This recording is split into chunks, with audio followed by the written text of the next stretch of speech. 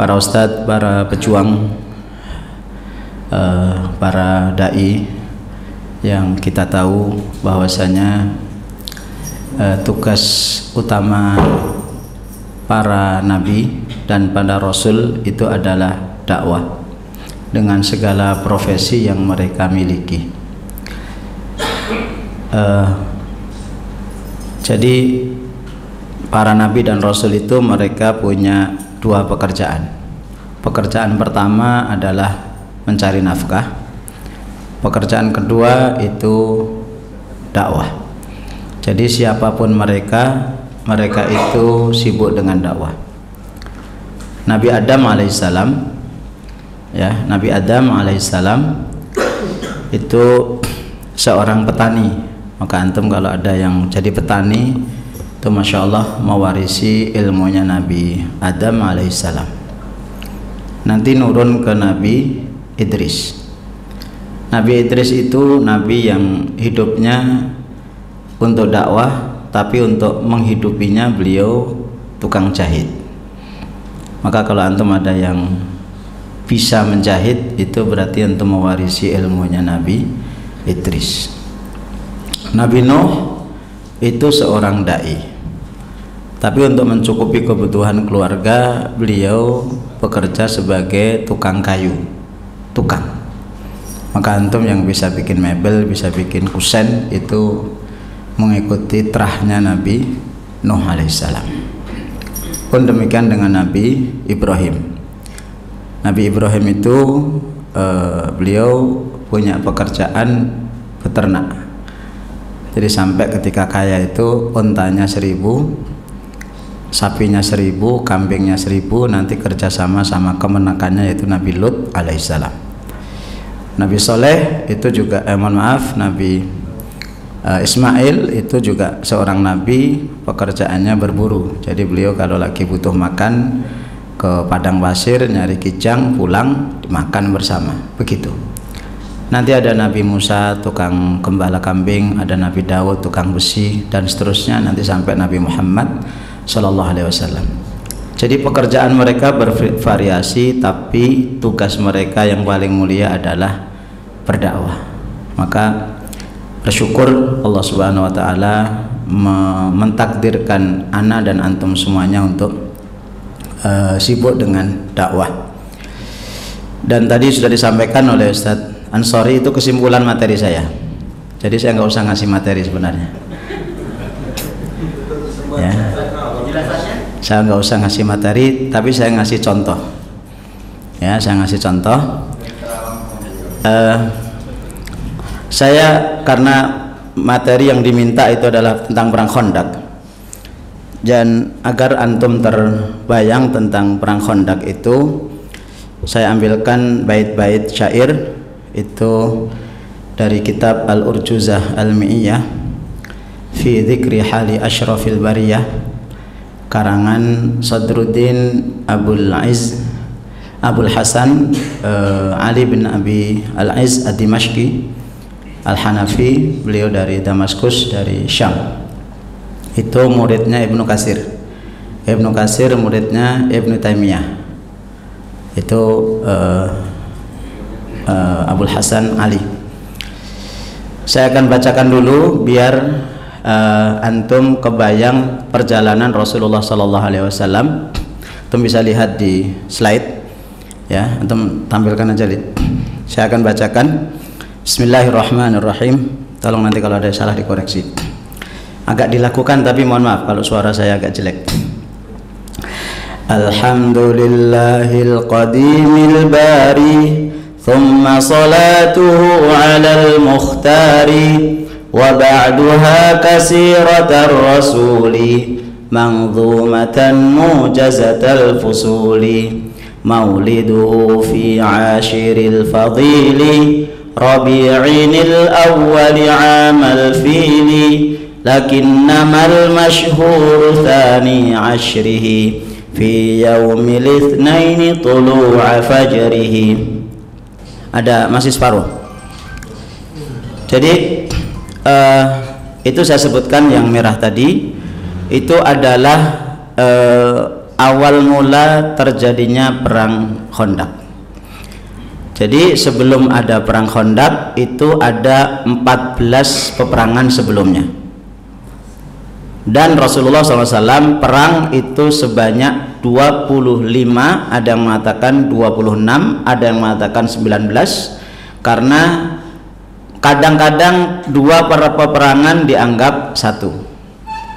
Ya, kadang-kadang dua peperangan dianggap satu. Kenapa saya sampaikan yang merah-merah tadi? Satu, agar kita tahu kalau Rasulullah itu betul-betul perang. Jadi kalau masih ada dai yang mengatakan Rasulullah itu nggak perang, itu untuk banyak beristighfar dan bertaubat kepada Allah Subhanahu wa taala. Islam disampaikan dengan damai. Betul, Islam itu disampaikan dengan damai, tapi antum perhatikan hampir setiap peperangan yang terjadi di masa Rasulullah SAW khususnya itu hampir selalu pihak luar yang memulai. Kau yang memulai, kau yang kalah. Kau yang mengakhiri. Baik. Kemudian jadi peperangan itu tidak hanya 1-2 tapi sekitar 25. Dimulai tahun kedua, itu wa ghazwatul Abwa, perang Abwa. Ya, perang Abwa, nanti ada perang Buat, ada perang Dzul Usyair, perang Badar pertama, perang Badar kedua, kemudian perang Bani Qainuqa, kemudian perang Bani Sawik, kemudian Ummu Sulaim, dan seterusnya. Itu peperangan demi peperangan itu terjadi di zaman Rasulullah SAW, dan paling banyak itu di tahun kedua dan tahun ketiga. Maka dulu ulama itu terbiasa mengajarkan materi peperangan itu ke anak-anak. Mau kita dibilang, ini masuk YouTube ya? Enggak. Mau dibilang kita ini radikalis, enggak apa-apa. Dikatakan kita itu keras, enggak apa-apa. Ulama dulu, kata Zainal Abidin, cicitnya Rasulullah SAW, beliau mengatakan kunna nu'allamu maghaziya Rasulullah SAW kama nu'allamul Quran. Kami diajarkan peperangan-peperangan Rasulullah sebagaimana kami diajarkan Al-Quran. Jadi sama materinya. Kita ini kan selalu Quran, padahal di dalam Quran banyak peperangan. Dan biasanya kalau peperangan itu sampai disebutkan di dalam Al-Quran, itu berarti peperangan itu lebih hebat daripada yang lain. Baik, itu sekedar mukaddimah. Jadi sebelum perang Khandaq itu sudah ada 14 atau 15 peperangan. Karena perang perang Asawik dan Qorqorah itu dinyatakan, ada yang mengatakan 1, ada yang mengatakan 2. Perang Sawik itu kan terjadi ketika Abu Sofyan ingin, karena kalah di Uhud itu kan hampir kalah, walaupun menang versi mereka, kemudian mereka itu ingin memporak-porandakan lagi. Akhirnya Abu Sofyan beserta 200 pasukan perang itu ke Madinah dari arah timur, kemudian membawa sawik, namanya sawik itu roti. Begitu sampai di kebun, itu pemilik kebun dibunuh, kurmanya diobrak-abrik. Kemudian Rasulullah mendengar, maka Rasulullah mengirim pasukan. Kemudian Abu Sofyan pergi, kemudian roti-rotinya itu dibuang. Kenapa? Biar kudanya itu terpacu dengan cepat.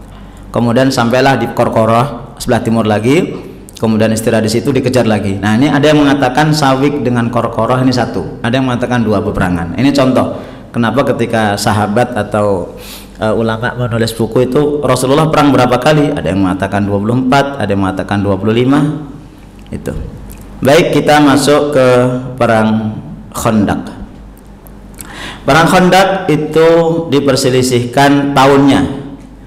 Kalau di bait tadi itu dikatakan tahun 4, maka dimulai dengan bait wa kana fir rabi'atil ghazwu ila banin nadhiri fi rabi'in awwala, tahun 4. Ada yang mengatakan tahun 5, tapi itu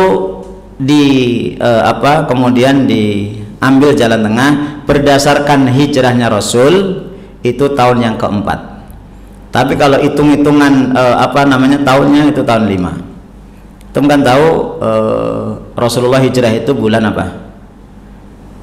Bulan Muharram atau bulan Suro? Bulan Safar. Ini para dai juga harus tahu. Jadi kalau memperingati Muharram itu bukan berarti memperingati hijrahnya Rasulullah, bukan.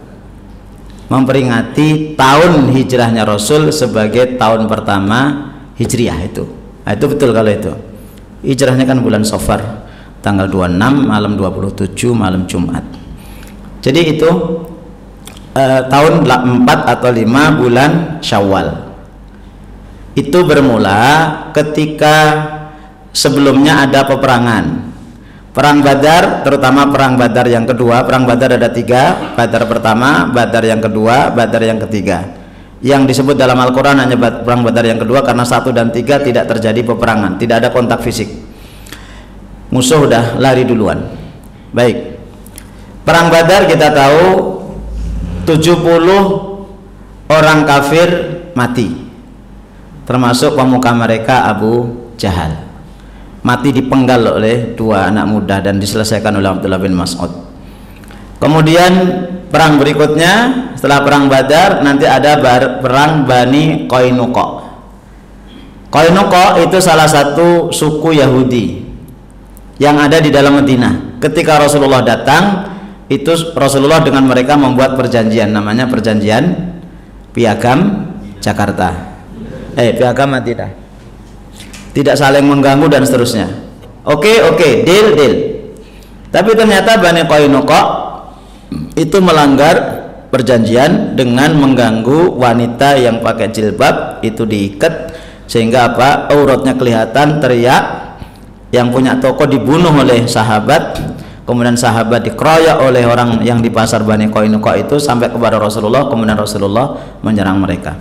Akhirnya mereka kemudian diusir dari Madinah. Kemudian setelah itu ada perang lagi. Perang yang menyebabkan Khandaq diantaranya juga perang Ghatafan. Ghatafan itu sebelah timur Madinah, ya, sebelah timur Madinah. Nanti antum ada suka mendengar kisah Daksur itu kan? Daksur, itu kan dari Ghatafan. Itu juga terjadi peperangan dan mereka kalah. Kemudian lanjut lagi dengan perang Uhud di bulan Syawal tahun ketiga Hijriah. Itu slide-nya bukan itu ya? Enggak apa-apa lah, slide-nya enggak itu enggak apa-apa. Saya enggak hafal. Slide-nya saya enggak hafal. Jadi kalau sebentar, kalau ngikutin slide aja. Satu, lokasi. Ntar ikut lokasi dulu. Antum kalau pernah ke umrah atau haji, biasanya antum diajak untuk ziarah ya. Ziarah biasanya pertama kemana? Halo, Masjid Kuba. Setelah Masjid Kuba, Gunung? Enggak. Pasar Kurma dulu, lempar jumroh dulu. Setelah Pasar Kurma kemana? Gunung Uhud. Setelah Uhud pulang. Nanti melewati Kiblata ini, maju dikit itu nanti ada, maju menjelang Madinah itu nanti sebelah barat itu ada Masjid Putih di bawah gunung. Nah di balik itulah Khandaq. Jadi dari Madinah kurang lebih hanya sekitar 6-7 kilo sebelah utara barat itu letaknya.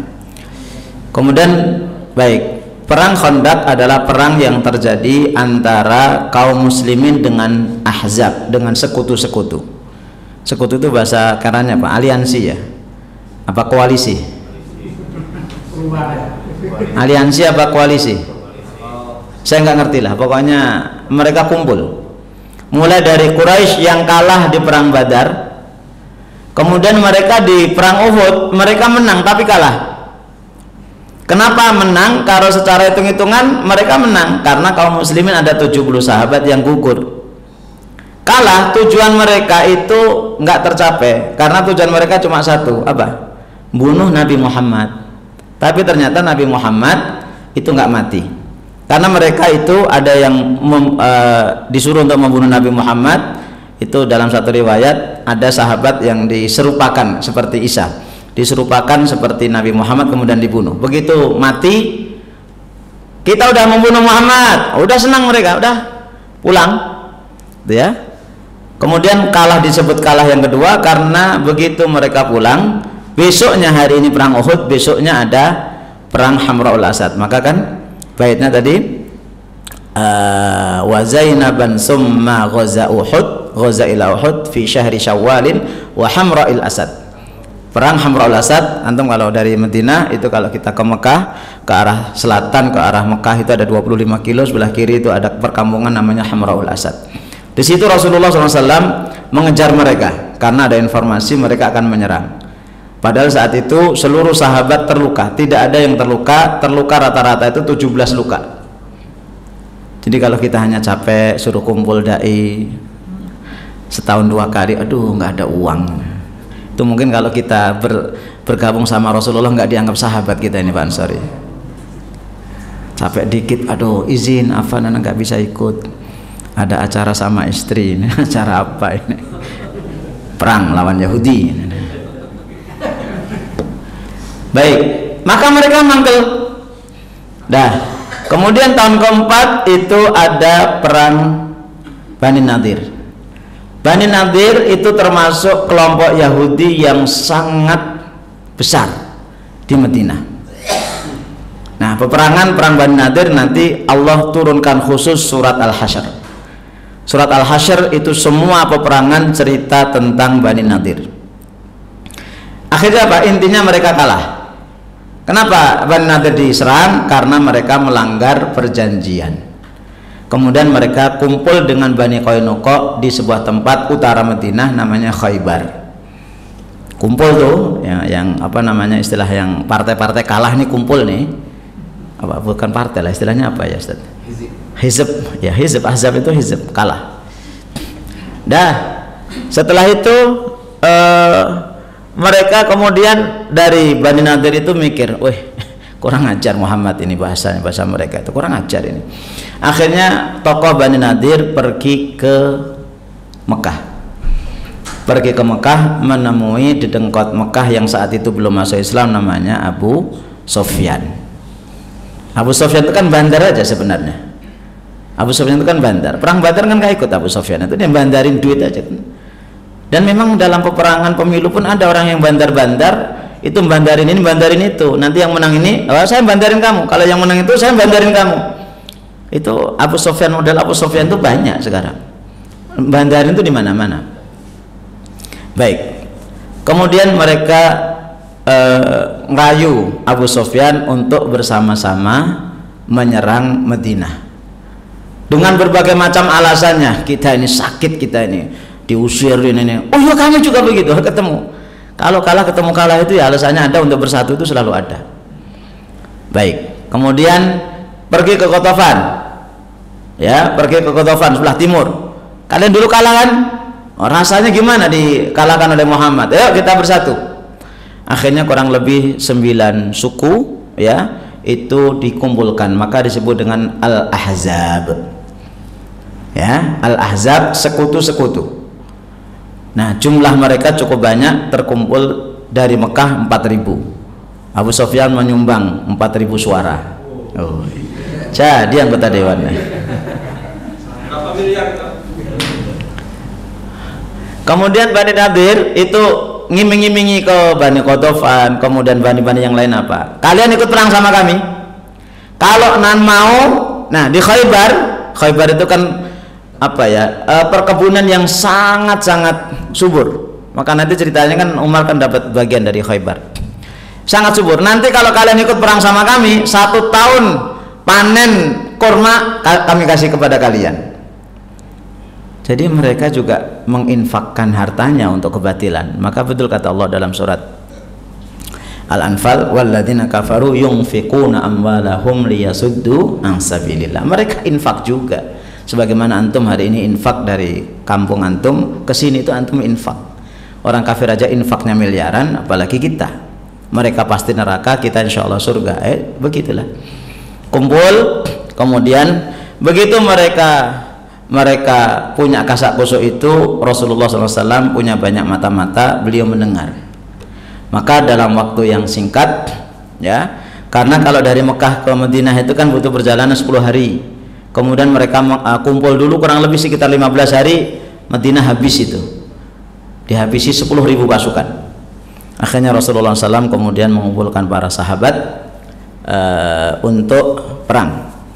dan itu terjadi di bulan Syawal selama 27 hari. Kalau dalam riwayat-riwayat itu syahran kamilan, 1 bulan, tapi pasnya 27 hari. Kemudian saat itu adalah musim paceklik. Musim paceklik itu ya panas tapi belum panen. Ya, musim belum panen. Ya kayak sekarang ini, kalau sekarang udah kurma udah banyak. Kemudian dingin banget. Ya, itu terjadi di bulan Syawal. Kemudian Rasulullah SAW musyawarah, akhirnya ini gimana? Pasukan kita hanya 3.000. 3.000 itu pun masih tercampur orang-orang munafik. Orang munafik kan masuk juga di dalam. Akhirnya ya disitulah nanti kita tahu usulan Salman untuk membuat parit, membuat khondak. Kenapa? Karena Madinah itu dikelilingi oleh gunung. Antum kalau perhatikan kanan kiri itu gunung. Seandainya tidak ada gunung, itu dikelilingi oleh harrat. Sampai sekarang namanya istilahnya harrat. Harrat itu batu kecil-kecil tapi panas. Itu nggak mungkin dilewati. Ya, nggak mungkin dilewati. Satu-satunya masuk Madinah itu lewat arah utara. Ya, lewat arah utara antara Gunung Sila, bukan Gunung Salak. Gunung Sulah. Itu ada memang itu tempat untuk masuk. Maka kata Salman, kita potong ini aja ya Rasul, set, bikin gali, mereka nggak bisa masuk. Usulan diterima. Kemudian Rasulullah SAW dan para sahabat bahu membahu untuk membuat parit. Dan Rasulullah Masya Allah luar biasa, membuat parit itu bukan bareng-bareng kayak kita kerja bakti, bukan. Beliau bagi sekian meter 6 orang, sekian meter 6 orang, sekian meter 6 orang. Begitu. Coba antum bisa kalau ngerjain sampah pekerjaan depan ini kemudian bareng-bareng, nggak selesai. Maka harus dipetak-petak, di kotak-kotak. Semeter ini antum berempat, semeter ini antum berempat, selesai. Dakwah kan juga begitu, harus dipetak-petak itu. Antum yang ngurusin bapak-bapak, antum yang ngurusin anak yatim piatu, antum ngurusin orang miskin, saya biasa ya, yang biasalah yang ngurusin ibu-ibu misalnya. Nah, itu dibagi-bagi.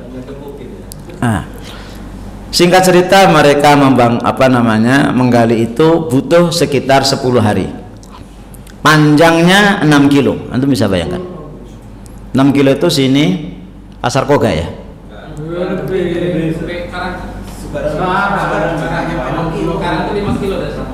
Wih, mana ada.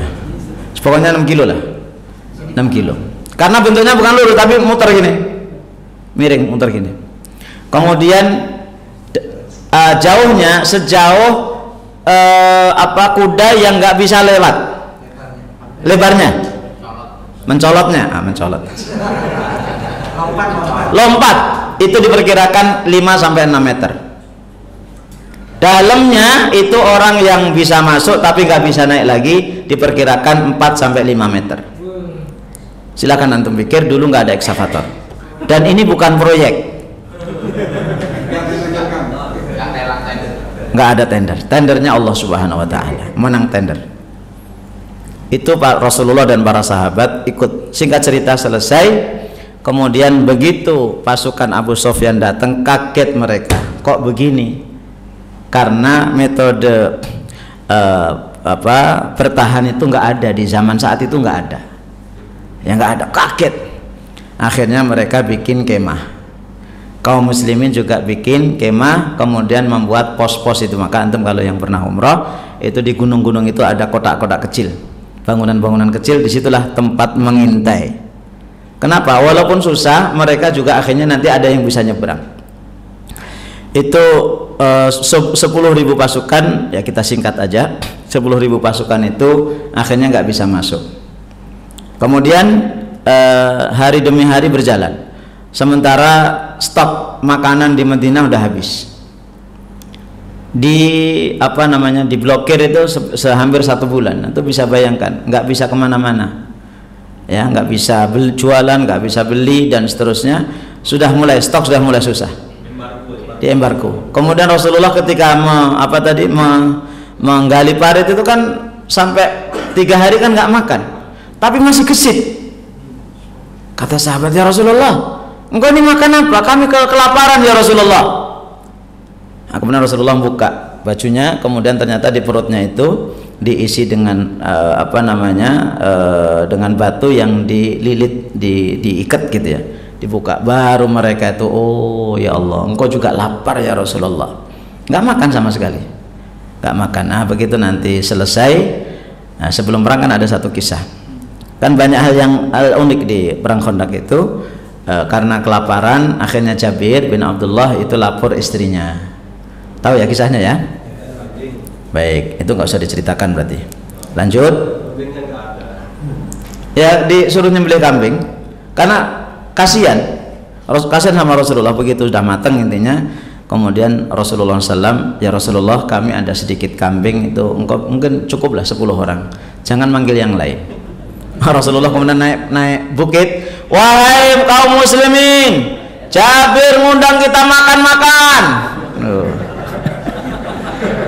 Jabir itu, Mbak Ustaz, ini Rasulullah mau mempermalukan saya atau apa ya?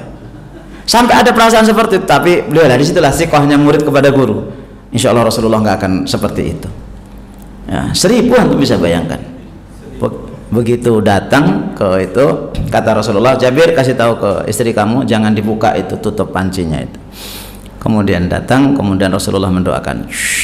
Akhirnya dibutuhkan 10 tukang masak Madinah, dibagi-bagi untuk 1000 pasukan plus penduduk Madinah, masih sisa banyak. Nah itu doanya apa biar kita Insya Allah, ya Insya Allah, itu salah satu mukjizat Rasulullah. Kalau di buku-buku itu salah satu mukjizat. Yang namanya mukjizat nggak bisa diulang. Termasuk supaya pertemuan kayak terus maksudnya. Ini aja, antum sembelih satu kambing, nanti saya aduk-aduk, kemudian saya ambil panci, saya habisin, saya bawa pulang, nasi sisanya untuk antum. Lanjut.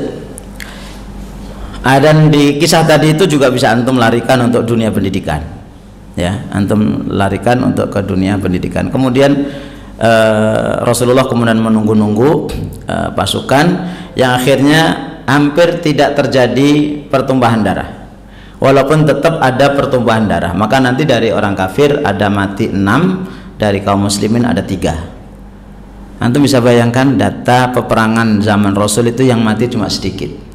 Ini juga untuk menyangkal orang-orang kalau peperangan di zaman Rasul dulu itu peperangan yang untuk ya bunuh-bunuhan. Enggak. Jadi dulu tuh kalau perang para ustadz, itu kalau perang itu janjian. Yuk kita perang di lapangan Kemiling. Kapan? Tanggal 11 Agustus. Yuk, kapan mulai? Jam 6 pagi. Jam betul-betul jam 6. Kalau belum jam 6 nggak boleh mulai. Kayak bola itu loh. Jadi jangan dikira itu kemudian kita mengedap-edap membunuh dari belakang, ya pengecut itu. Dan hampir selalu peperangan itu dimulai dengan duel, kalau bahasa Arabnya mubarazah. Termasuk perang Khandaq ini, karena orang kafir nggak bisa menembus, akhirnya apa yang mereka lakukan? Jadi perengan itu apa ya? Jurang itu dikorek-korek dikit. Akhirnya kan tanahnya, pasirnya kan mulai turun tuh. Mulai agak landai, mulai bisa nyebrang, tapi susah juga. Maka nanti yang nyebrang itu yang pertama adalah namanya Amr bin Abdul Wud, saya ingat saya. Itu orangnya gede, tinggi, luar biasa, 2 kali manusia seperti biasa, tapi dia dari golongan orang kafir. Kemudian dia mendatangi perkemahan Rasulullah dan para sahabat. Enggak langsung dikeroyok, enggak. Itu enggak sportif. Ayo kita habisin mereka. Oh enggak. Itu bukan perang itu. Maka nanti dalam ilmu perang itu belajar itu tata cara peperangan. Kan ada orang kafir dari Jepang itu mengatakan perang paling susah itu perangnya orang Islam. Paling susah itu perangnya orang Islam. Ya kita kan ya tersinggung, perang itu biasa aja karena perang orang Islam itu pakai aturan, sementara perang kami nggak pakai aturan.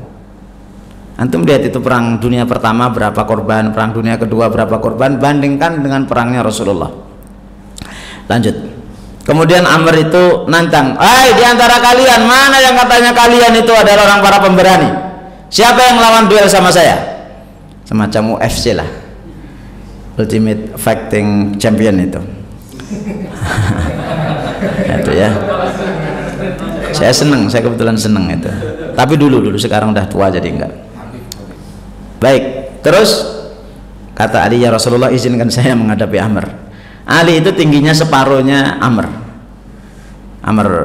bin Abil Wud. Kemudian siapa, lebih ngecek lagi, siapa di antara kalian yang berani menghadapi saya? Katanya kalian kalau mati saya masuk surga. Mana? Panas kupingnya Ali itu. Begitu riwayat. Ya Rasulullah izinkan, jangan dulu. Yang ketiga, mana di antara mana ada gak laki-laki pemberani? Jangan pengecut. Tambah lagi Pak, panas. Ya Rasulullah izinkan, ya sudah kamu ke sana. Kemudian Rasulullah ngasih udeng-udeng.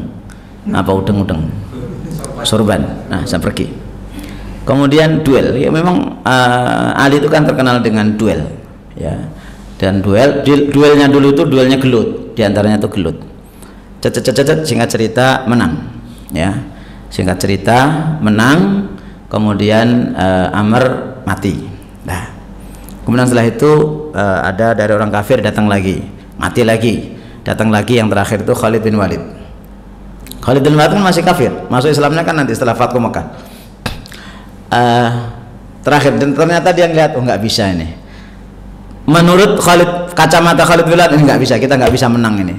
Ini nggak mungkin kami akan masuk dengan curang seperti ini. Akhirnya dia pulang, kemudian lapor ke Abu Sofyan, kayaknya kita nggak bisa meneruskan peperangan. Tapi mereka kemudian tetap di situ sampai 27 hari. Antum bisa bayangkan 27 hari orang di Medina di embargo, nggak bisa keluar. Karena semakin hari semakin susah, mulailah kelihatan orang munafik. Ya, orang munafik itu sudah mulai kelihatan. Maka di surat Al-Ahzab itu, inna buyutana aurah. Ya Rasulullah, rumah kami nggak ada yang jaga. Pulang izin, Ustadz, Afan, istri saya sakit, izin. Ya kalau sakit, alhamdulillah. Afan Ustadz, saya nggak nyinggung antum, ini contoh nih. Antum jangan tersinggung, Afan, ini rumah nggak ada yang jaga Ustadz, jadi nggak bisa ikut pertemuan dai. Ada acara, tapi nggak disebutkan acaranya apa Ustadz Sumarlan. Ya tidur itu juga acara, gitu ya. Inna buyutana aurah wa ma hiya bi'aurah yuriduna illa firara. Mereka yang penting hanya pengen lari aja. Ya Rasulullah, kami lapar, nggak bisa. Ya udah pergi. Tinggal tadi 1000 tadi. Ya, dan itu sahabat inti. Ya, sahabat intinya yaitu. Kemudian semakin karena paceklik, kemudian dinginnya dingin, panasnya panas, akhirnya Rasulullah dan para sahabat pun sudah nggak tahan. Tapi mereka kemudian tetap nunggu-nunggu, siapa tahu nanti orang kafir akan nyerang. Sesekali kan ada penyerangan pakai anak panah kan, sesekali. Tapi juga dibalas. Ada yang kena, ada yang enggak. Maka tadi 6 lawan 6 orang kafir mati, 3 orang muslim mati. Kemudian karena suasana begitu sangat besar, maka Rasulullah SAW kemudian memberikan instruksi perintah kepada sahabat, siapa di antara kalian yang bisa memberi kabar ke saya gimana kondisi musuh? Nggak ada yang berani.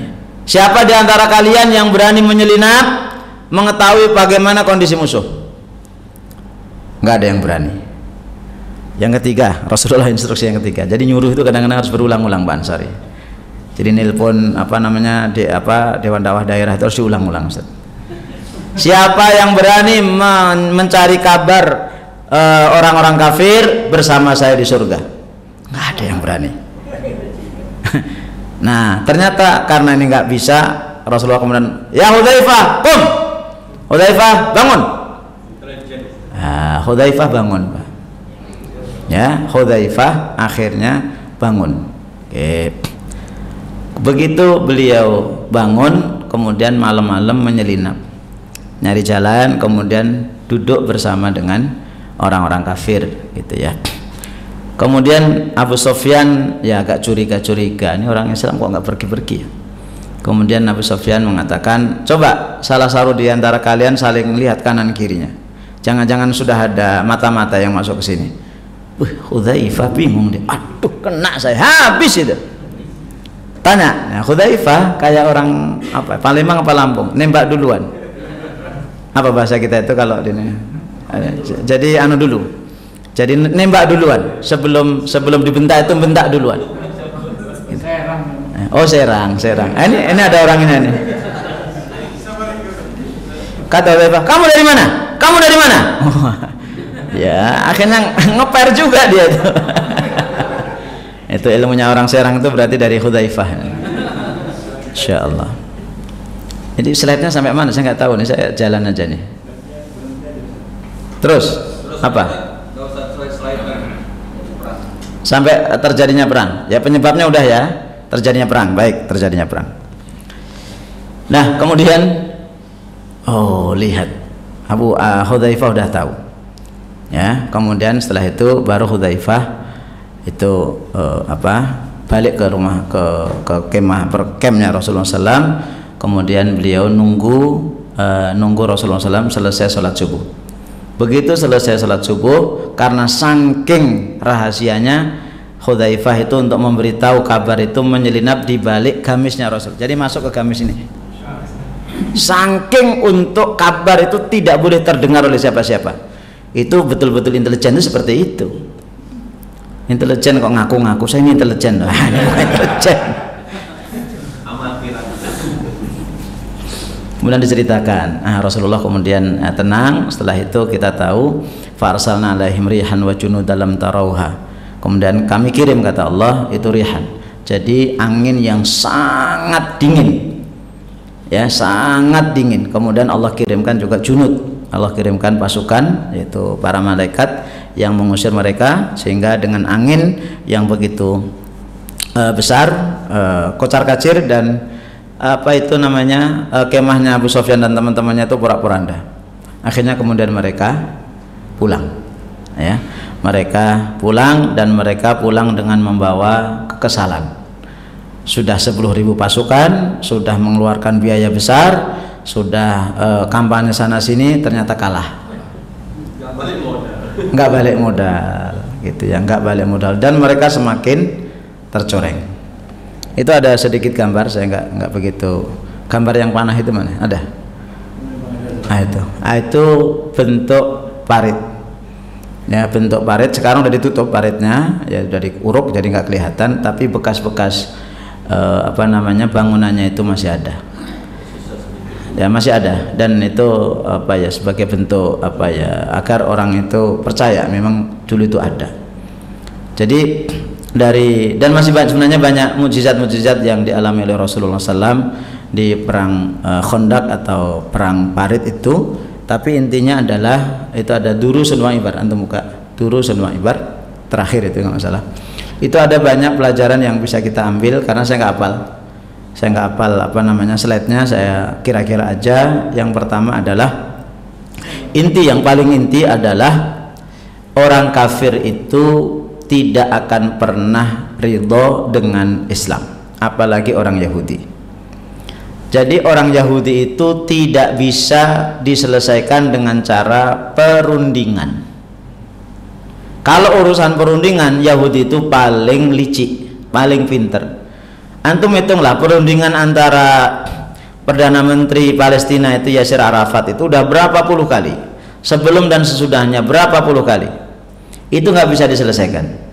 Satu-satunya penyelesaian dengan Yahudi itu adalah dengan perang, karena mereka paling takut dengan yang namanya kematian. Sementara kita ini merindukan kematian, kita merindukan syahid, dan itu adalah cita-cita kita tertinggi sebagai seorang mukmin. Kemudian Yahudi itu akan merangkul siapa saja, yang penting kaum muslimin itu kalah. Ya, padahal di surat Al-Hasyr di perang Bani Nadir itu kan ada ayat tahsabuhum jami'an wa qulubuhum syatta. Kamu lihat kalian tuh sepakat, jami'an, jadi satu, jamaah, padahal wa qulubuhum syatta, padahal hati-hati mereka itu bercerai-berai. Maka betul kata Rasulullah SAW, itu al-kufru millatun wahidah.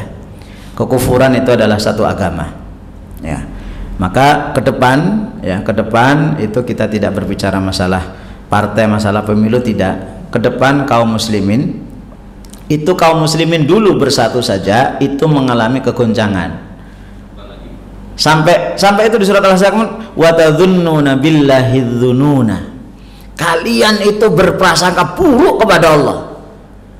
Itu kan hampir rata-rata peperangan itu kan menyisakan cerita.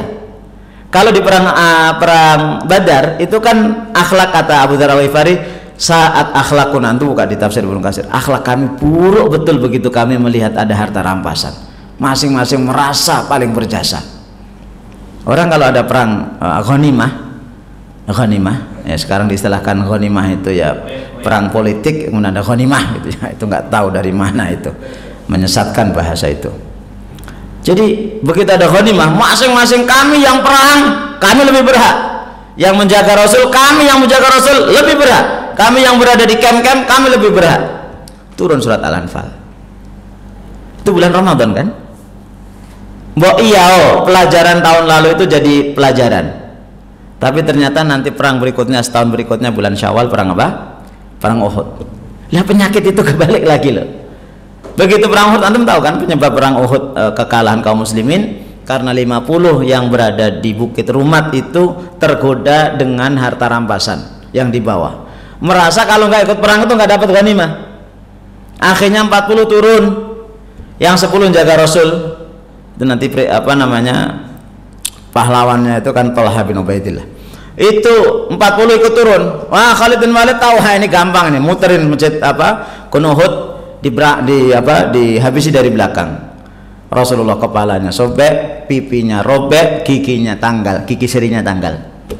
Kemudian beliau terluka-luka. Padahal dari 700 pasukan yang balelo 40, 770. 70 dibagi 4. 4 per 70 itu berarti seperberapa?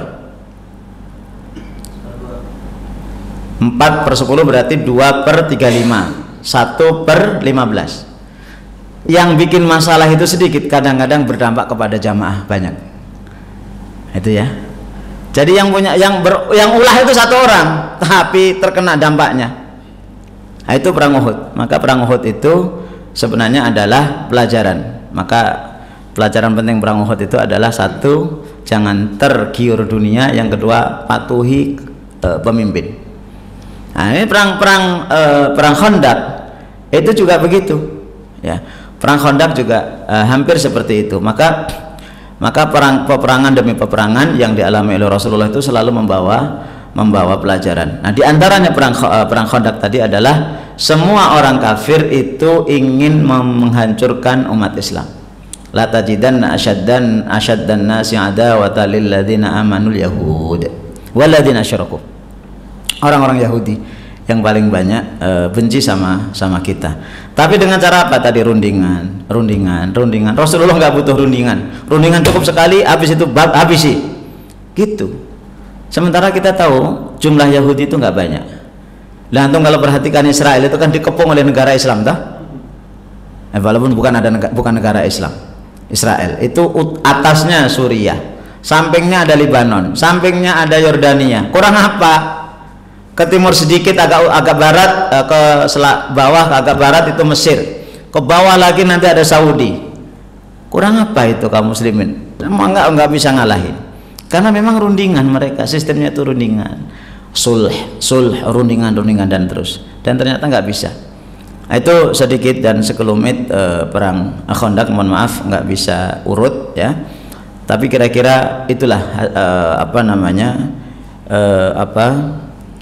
yang terpenting dari kita ke depan kaum muslimin. Dulu kaum muslimin bersatu aja seperti itu, apalagi kalau muslimin itu bercerai-berai ya. Bersatu aja kadang-kadang kita kewalahan, apalagi kalau bercerai-berai. Baik, saya kira ini sudah 1 jam. Baik, ini yang bisa Anda sampaikan, mudah-mudahan bermanfaat. Aku qouli hadza, mohon maaf kalau ada kekurangan dan kekhilafan. Assalamualaikum warahmatullahi wabarakatuh.